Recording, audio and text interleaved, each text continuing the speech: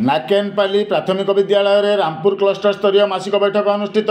सूचना अनुसार सुवर्णपुर जिला डुंगरीपाली ब्लॉक नाकेनपाली प्राथमिक विद्यालय क्लस्टर स्तरीय मासिक बैठक सीआरसीसी प्रदीप्त किशोर दास अध्यक्षतार अपराह्न प्राय 1 घंटा पर्यंत अनुष्ठित होता। विद्यालय प्रधान शिक्षक श्रीयुक्त जेठू साहू स्वागत भाषण पूर्वक कार्यक्रम को उद्घाटन करते। पर्यवेक्षक श्री हसिया छत्रिया कार्यक्रम उद्देश्य उत्थापन करते।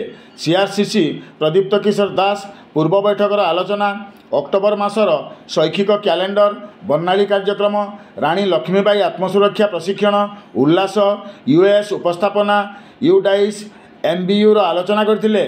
पूर्वतन सीआरसीसी संख्या ज्ञान, बहुश्रेणी शिक्षा और शिक्षक सरोज दास बहुश्रेणी भाषा ज्ञान शिक्षा उत्थापन करते।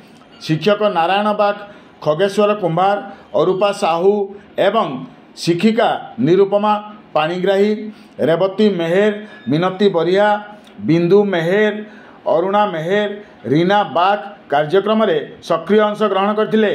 नाकेनपाली उच्च प्राथमिक विद्यालय प्रधान शिक्षक बलराम प्रधान धन्यवाद अर्पण करते। विद्यालय समस्त कर्मचारी और ग्रामवासी सहयोग कार्यक्रम को सफल करथिला।